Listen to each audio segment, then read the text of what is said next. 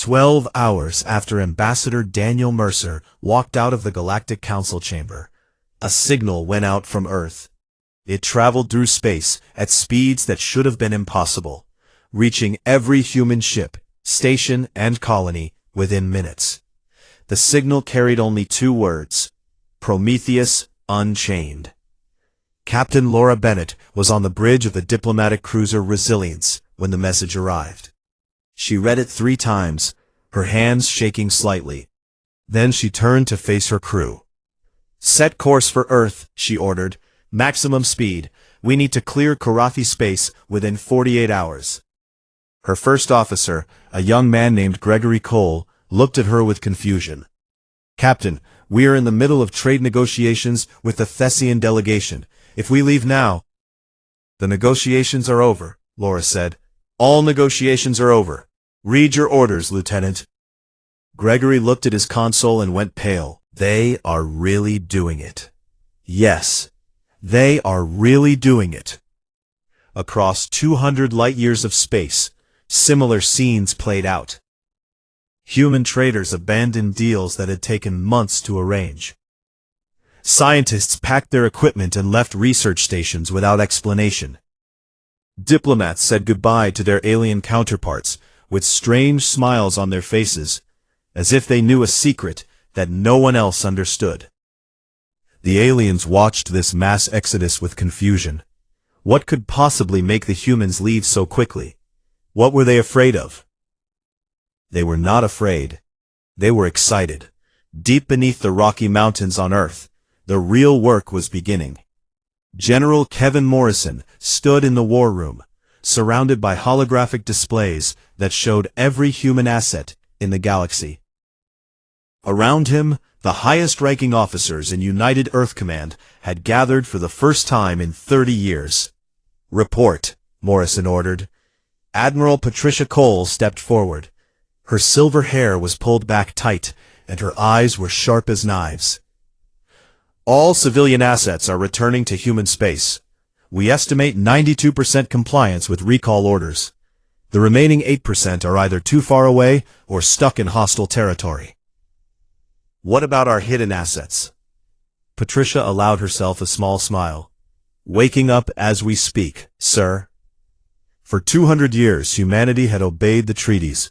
They had limited their military to small defense forces. They had allowed alien inspectors to examine their factories and research stations.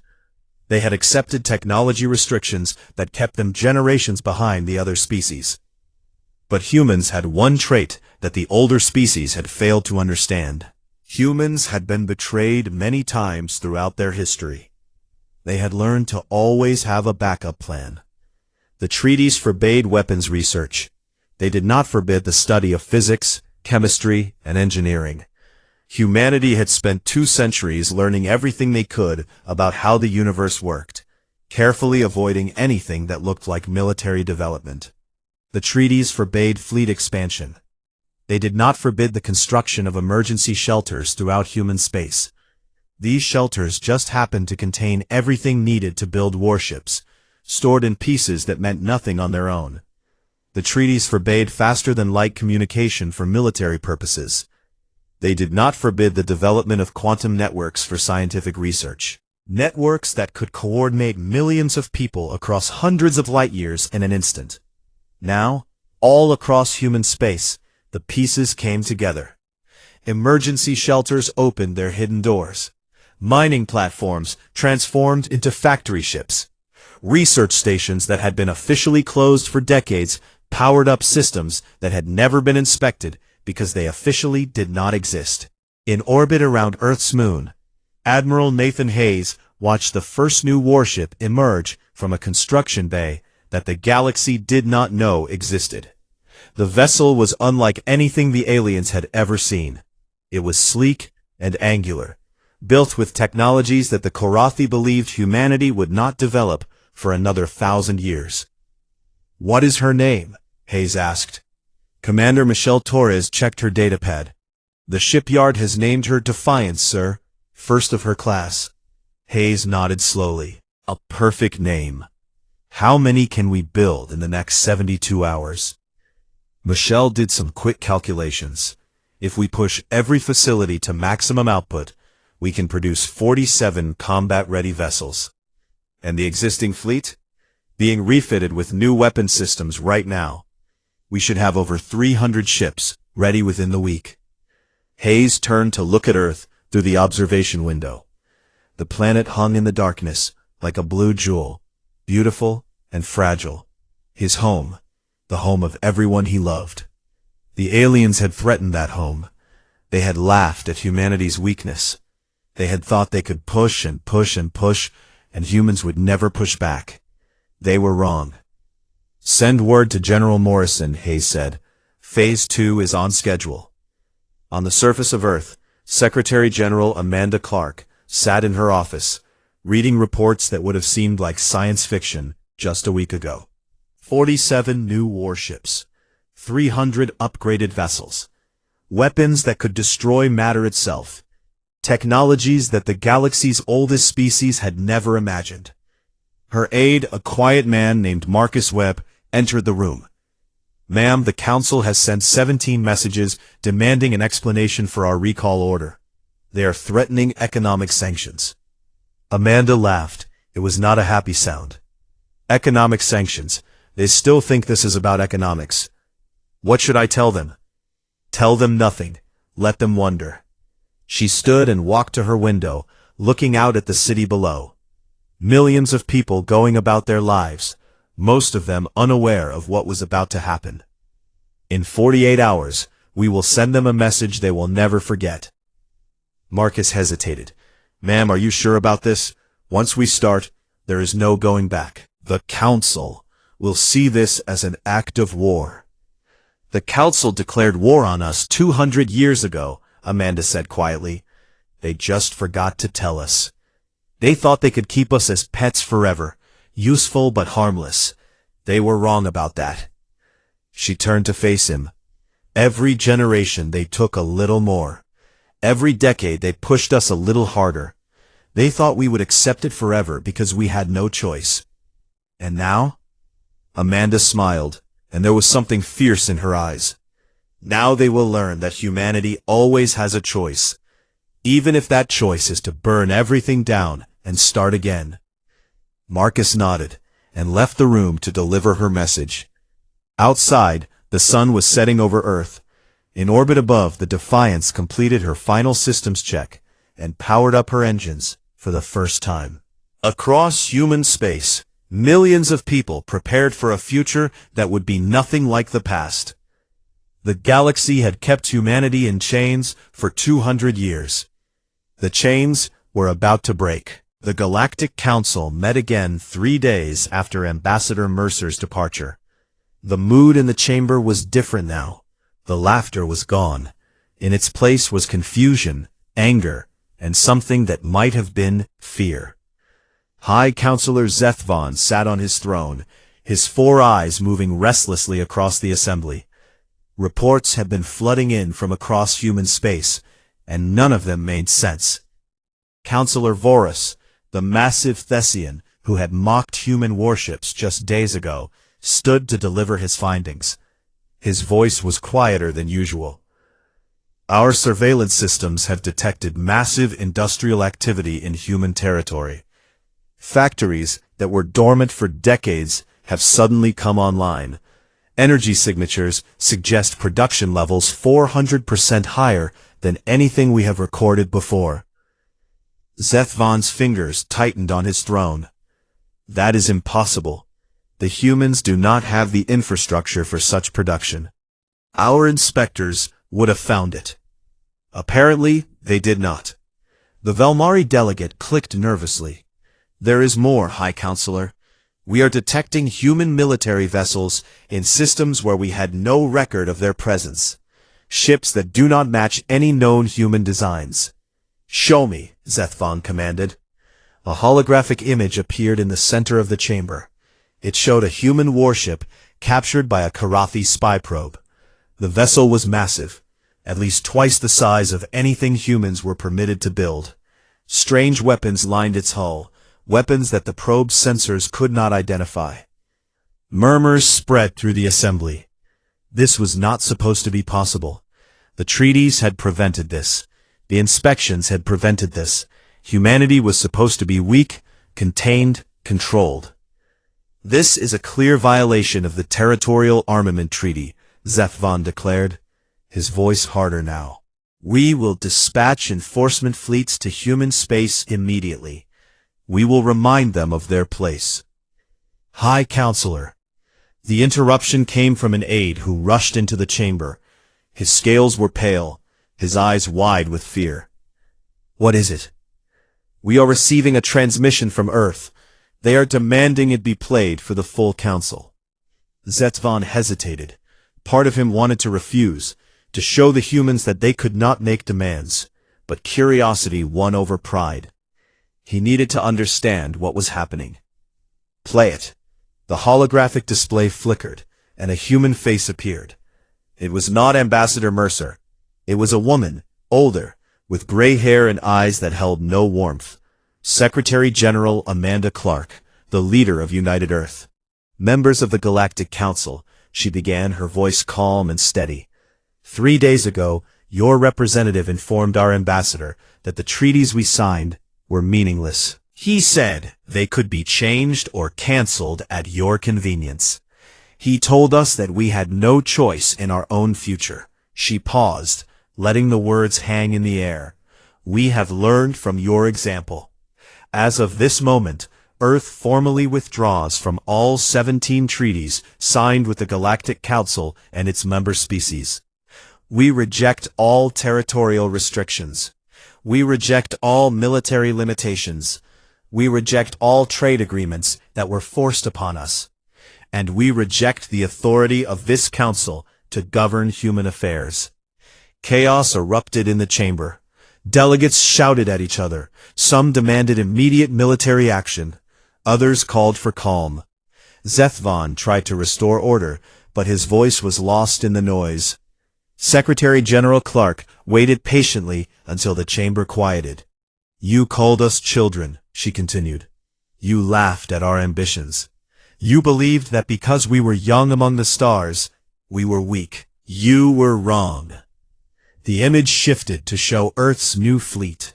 Hundreds of warships, arranged in perfect formation around the planet. Some were the size of small moons. All of them bristled with weapons that the galaxy had never seen before. You kept us contained because you feared what we might become. That fear was justified. In 3 days, we have built a fleet that matches your own. In 3 weeks, we will have one that surpasses it. And in 3 months, every species in this galaxy will understand what humanity can do when we are not held back by chains we never should have accepted. Amanda Clark leaned forward, and her eyes seemed to look directly at HFY. You asked for our pride, High Counselor. You cannot have it. But I will offer you something else. One chance to negotiate new terms. Terms between equals. Refuse this offer, and you will discover why humans are not to be taunted. The transmission ended.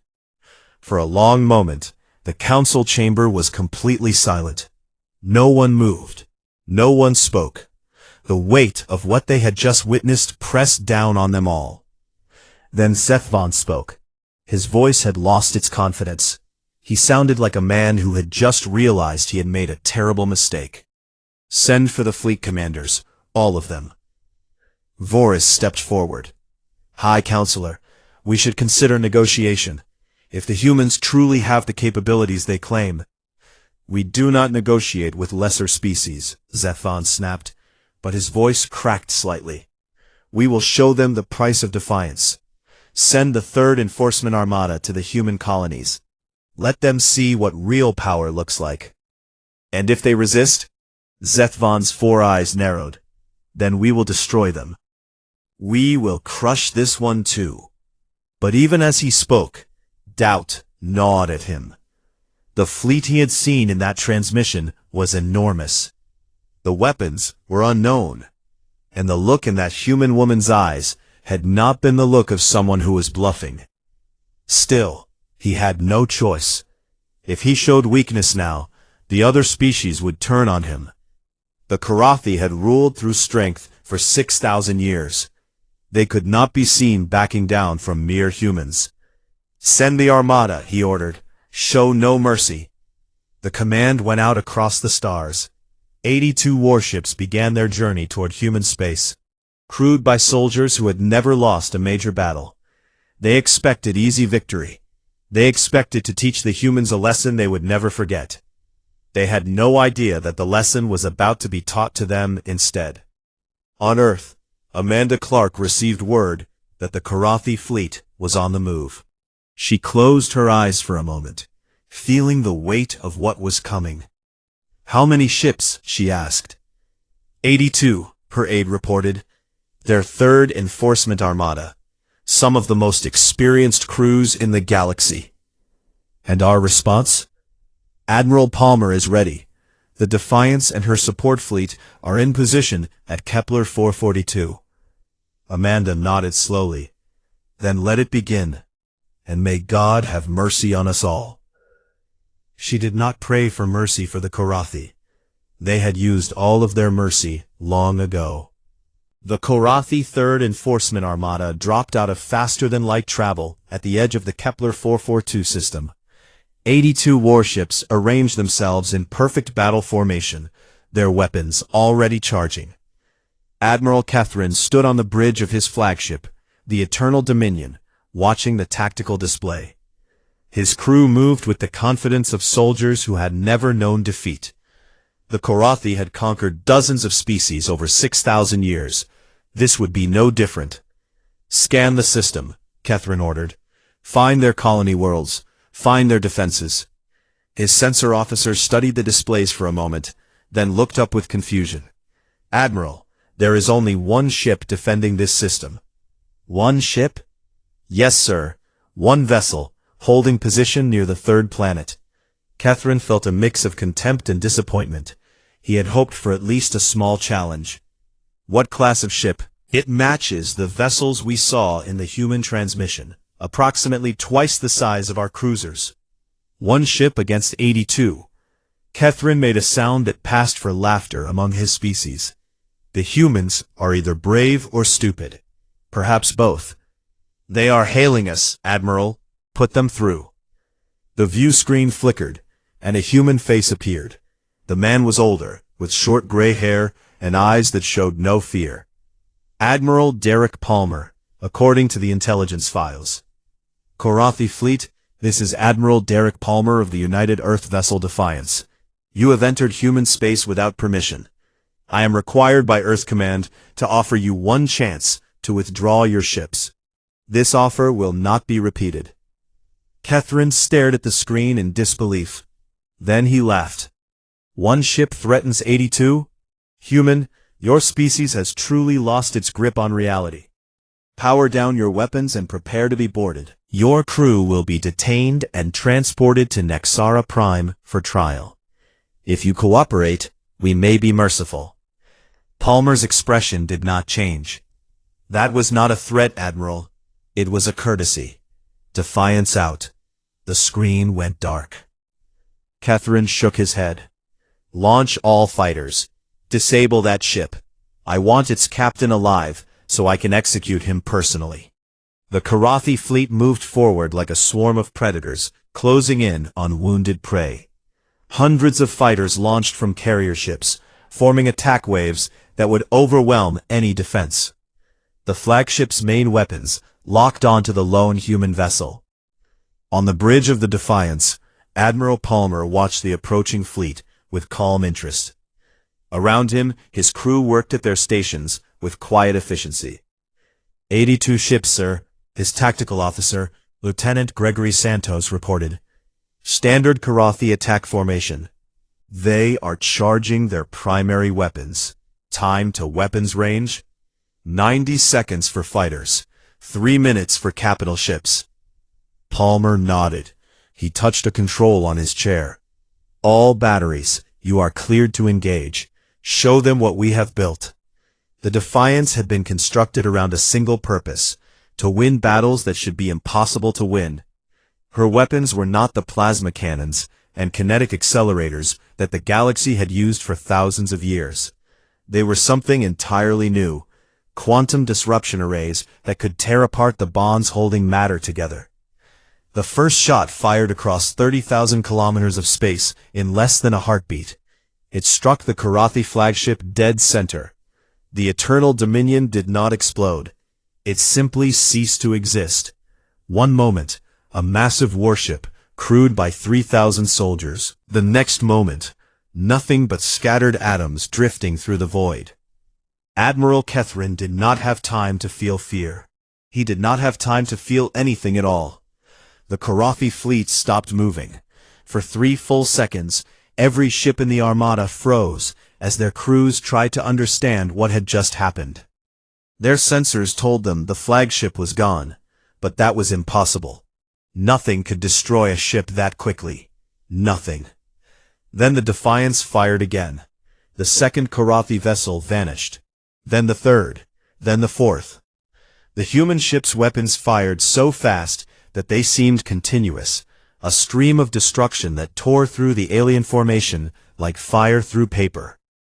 The Karathi fighters reached attack range and opened fire. Their weapons hit the Defiance's shields and did nothing. The energy simply disappeared, absorbed by defensive systems that should not have been possible. Some Karathi captains tried to retreat. Their ships were fast, but not fast enough. Some tried to surrender, broadcasting pleas for mercy on all frequencies. The Defiance did not respond. Some tried to ram the human vessel, choosing death over dishonor. They too were destroyed before they could close the distance. The battle lasted 17 minutes. When it was over, Admiral Palmer stood on his bridge, looking at the debris field that had once been the most feared armada in Karathi space. 82 ships, thousands of alien soldiers, gone. Casualties? He asked quietly.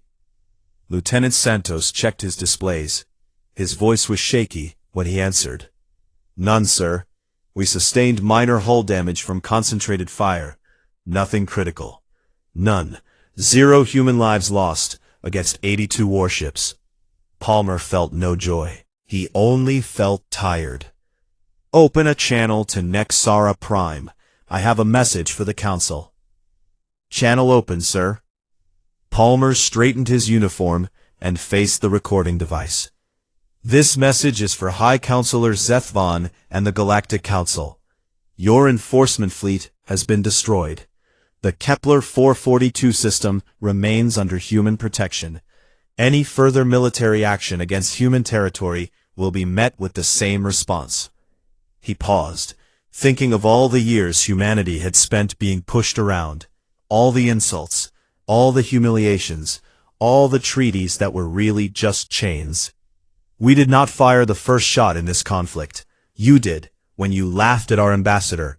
You did, when you threatened our colonies. You did, when you sent warships to murder our people. His voice hardened. But we will fire the last shot. Always. That is our promise, and humanity keeps its promises. The recording ended. Across the galaxy, the message spread within hours. News networks on 1,000 worlds broadcast the images of the battle. Military analysts studied the footage with growing horror, trying to understand what had happened and failing. On Nexara Prime, High Counselor Zethvon watched the recording in his private chambers. His 4 eyes were wide. His hands were shaking. 82 ships, his best ships, gone in minutes. What are they? He whispered. What have the humans become? No one answered him, but the answer was spreading across the galaxy like wildfire. Humanity had stopped pretending to be weak, and the galaxy would never be the same again. 6 months had passed since the Battle of Kepler 442. The galaxy had changed in ways that no one could have predicted. High Counselor Zethvon was dead. His failure against the humans had destroyed his reputation, and his enemies within the Karathi Dominion had moved quickly. Poison, they said. A tragic accident. No one believed it, and no one cared. His replacement, a practical leader named Veltarin, had immediately opened diplomatic channels with Earth. The Galactic Council still existed, but it was not the same organization that had laughed at Ambassador Mercer 6 months ago. 3 species had withdrawn completely, unwilling to risk conflict with humanity. 5 others had requested direct alliance negotiations with Earth, bypassing the Council entirely. The old order was crumbling, and something new was being built in its place. In the Great Chamber on Nexara Prime, a new seat had been added to the Assembly. Ambassador Ryan Cooper stood before it, wearing the formal uniform of United Earth's Diplomatic Corps. Behind him, a delegation of human scientists, diplomats, and military observers waited in respectful silence. "Thank you for receiving us," Cooper said. His voice was calm and professional. "Earth accepts this seat on the Galactic Council not as subjects, but as equals." New High Counselor Veltarin inclined his head. "The Council recognizes Earth's status. We hope for productive cooperation in the future." "As do we." Cooper looked around the chamber, meeting the eyes of delegates who had once considered his species nothing more than insects. "But I want to make something clear. Earth did not seek conflict. We did not want war. We wanted only respect, the chance to grow and prosper alongside the other species of this galaxy, not beneath them." He paused to let his words sink in. He believed that keeping humanity weak would keep the galaxy safe. He was wrong. His actions forced us to develop in secret, to prepare for a confrontation we hoped would never come. Everything we built was necessary only because we were given no other choice. Several delegates shifted uncomfortably in their seats. Every major power had tried to analyze the quantum disruption technology. None of them had succeeded. Humanity's 2 centuries of forced isolation had given them knowledge that would take other species generations to match. "Earth proposes a new framework," Cooper continued. "Not treaties forced upon the weak by the strong, but genuine agreements between equal peoples. We will share our knowledge with any species that wishes to learn. We will trade fairly with all who deal fairly with us. We will defend ourselves if attacked, but we will never seek conquest." He turned to look directly at Veltarin. "We are not your enemies. We never wanted to be. But we will not be your servants either. Accept us as partners, and there is nothing our peoples cannot accomplish together. Reject us, and you already know what we are capable of." The chamber fell silent. For a long moment, no one moved. Then Vorus stood, the massive Thessian, who had once joked about human warships burning, spoke with careful respect. "The Thessian Concordat accepts Earth's proposal. We request formal alliance negotiations." One by one, other species followed. The Velmari, the Drathan Collective, even the Korathi Dominion, their pride wounded, but their instinct for survival intact. Hands and appendages and tentacles rose across the chamber, in support. Ambassador Cooper allowed himself a small smile. It was not total acceptance. Some species remained hostile. Others would need years to trust humanity. But it was a beginning. On Earth, Secretary General Amanda Clark watched the proceedings through a quantum communication link. Beside her stood General Kevin Morrison and Admiral Patricia Cole, the architects of humanity's awakening. "We did it," Morrison said quietly. "We actually did it." "We did something," Amanda replied. "Whether it was the right thing remains to be seen." Patricia frowned. "You have doubts?" "Always." Amanda walked to her window and looked out at the night sky. Stars glittered in the darkness, each one a sun, some of them home to species that now feared humanity. "We built weapons that can destroy fleets in minutes. We proved that humans, when pushed, can become the most dangerous species in the galaxy." She turned to face her colleagues. "Our children will inherit a universe that fears them. Our grandchildren will grow up knowing that their ancestors broke every rule and won. What will that teach them? What will they become?" Morrison joined her at the window. Better than what we would have become as slaves. Perhaps. Amanda watched a satellite move across the sky, one of thousands that now monitored Earth's solar system. But we have announced to every species in existence that humanity is bound by no one's rules but our own. Some will see opportunity in that. Others will see a threat that must be destroyed before it grows too powerful. And which is it? Opportunity or threat? Amanda was quiet for a long moment. That depends entirely on us, on the choices we make, on who we become now that we have power. The weight of those words hung in the air. Across the galaxy, humanity spread further than ever before.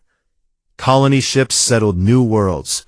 Research stations explored regions of space that had been forbidden to them for 2 centuries. Trade routes opened with species that had once refused to speak to human merchants. But it was not all peaceful. Some alien powers, seeing humanity's rise, began building their own weapons. Arms races started in distant corners of the galaxy. Old alliances shifted as species chose sides, wondering if they should align with the new power or against it. The galaxy was changing, and no one knew what it would look like when the changes were complete. 10 years after the Battle of Kepler 442, the first human ship crossed into the Andromeda Galaxy. Captain Tyler Morrison, grandson of the general who had overseen humanity's awakening, stood on the observation deck as an impossible vista of unfamiliar stars surrounded his vessel. "Captain," his communications officer called out, "we are receiving signals, multiple sources, at least a dozen civilizations within range." Tyler nodded slowly. His grandfather had fought so humanity could reach this moment. His parents had worked to build bridges with former enemies. Now it was his generation's turn to decide what humanity would become. "Open a channel," he ordered. "Tell them who we are and where we come from.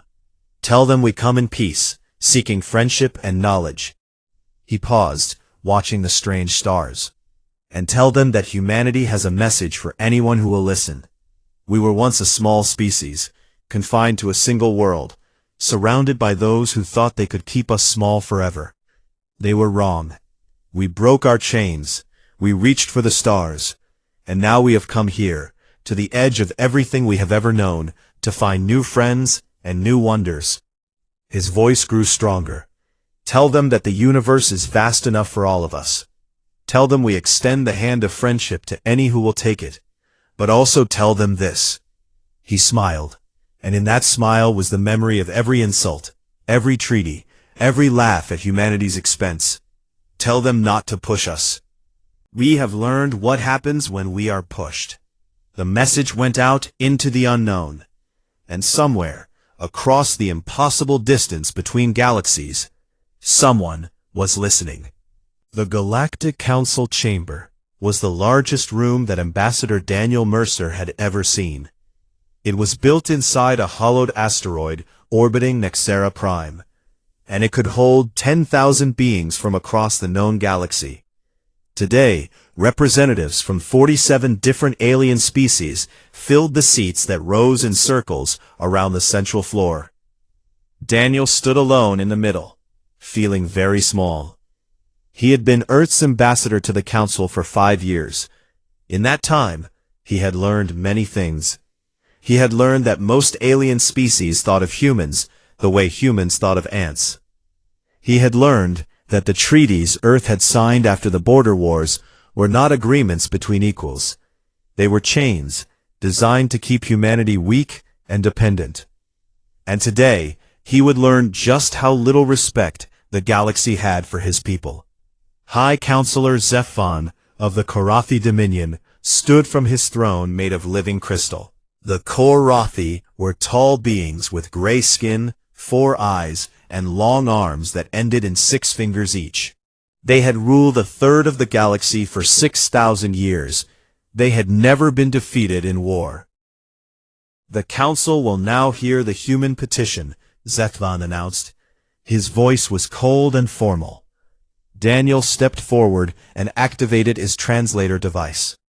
High Counselor, honored members of the Council, I come before you today to request expanded territorial rights for Earth and its colonies. Our population has grown beyond what our current borders can support. We ask permission to settle new worlds in the Orion Corridor. Silence followed his words. Then, slowly, laughter began to spread through the chamber. It started with the Velmari delegation, insectoid beings who clicked their mandibles in amusement. Then the Thessians joined in, their deep rumbling sounds echoing off the walls. Soon, half the chamber was laughing at him. Daniel kept his face calm. He had expected this. Earth's intelligence services had warned him that the Council had already made their decision before he even arrived. This hearing was not about justice or fairness. It was about humiliation. Zethvon raised one of his hands, and the laughter slowly died down. Ambassador Mercer, your petition is denied. Earth's species has been among the stars for only 200 years. You are children playing in the gardens of your elders. You do not get to make demands. High Counselor, our treaties guarantee us the right to petition for territorial expansion, Daniel said. We have followed every rule. We have paid every fee. We have done everything that was asked of us. And yet we say no. Zethvon's 4 eyes gleamed with cruel pleasure. Furthermore, the Council has voted to reduce human trade permissions by 40%.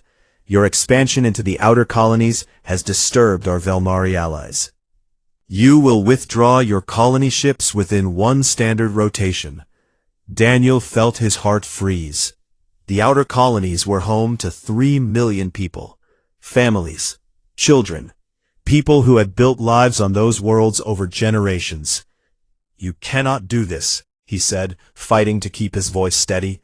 Those colonies are legally established under the settlement accords of... The settlement accords can be amended, Zethvan interrupted.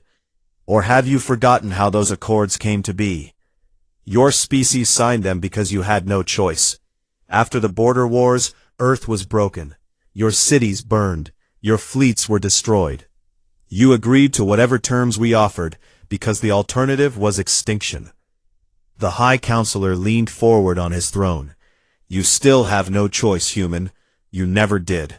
A Thessian delegate named Vorus stood up. He was massive, nearly 3 meters tall, with scales covering his body and teeth as long as Daniel's fingers. Perhaps the humans need a reminder of why they signed those treaties. My people remember the battles. Your warships burned quite beautifully. The screams of your soldiers were music to our ears. More laughter filled the chamber. Daniel stood perfectly still, feeling anger build in his chest like a fire that wanted to consume everything. But he did not let it show. He had a job to do. Is there anything else, Daniel asked, his voice quiet but clear, that the Council wishes to take from Earth today? Zethvon smiled. It was an ugly expression on his alien face. Only your pride, Ambassador. We believe we have already accomplished that. Daniel looked around the chamber slowly. He met the eyes of every delegate who had laughed at him. He memorized their faces, their species, their seats in the assembly. Then he reached into his jacket and pulled out his diplomatic credentials, the small card that identified him as Earth's representative to the Council. He placed the card on the podium in front of him. The treaties you mentioned, Daniel said, the ones we signed under duress after the border wars, I want to confirm something for the official record. Zethvon waved a dismissive hand. What is there to confirm? The treaties are clear. Those treaties contain mutual clauses. Article 7 of each agreement states that if one party violates the terms, the other party is released from all obligations. Is that correct? The chamber went quiet. Zethvon's 4 eyes narrowed. But I fail to see. By reducing our trade permissions without cause and demanding we abandon legally established colonies, you have violated the terms of the settlement accords, the commercial exchange treaty, and the territorial boundaries agreement. Daniel's voice was calm, but it carried to every corner of the chamber. That is 3 violations in a single session. These are minor adjustments, Zethvon said. They do not constitute. They constitute exactly what your own laws say they constitute, Daniel interrupted. Violations. And according to Article 7, Earth is now released from all obligations under those treaties. He picked up his credentials and put them back in his jacket. I have a message from United Earth Command, Daniel said. A message for you, High Counselor, and for everyone in this chamber who laughed today. The room was completely silent now. Every being in the assembly was watching him. You should not have laughed. Daniel turned and walked toward the exit. His footsteps echoed in the vast chamber. Behind him, confused murmurs began to spread among the delegates. What does that mean? Someone called out. It means, Daniel said without turning around, that you have 48 hours to contact Earth and apologize. After that, you will learn what happens when you push humanity too far. The doors closed behind him.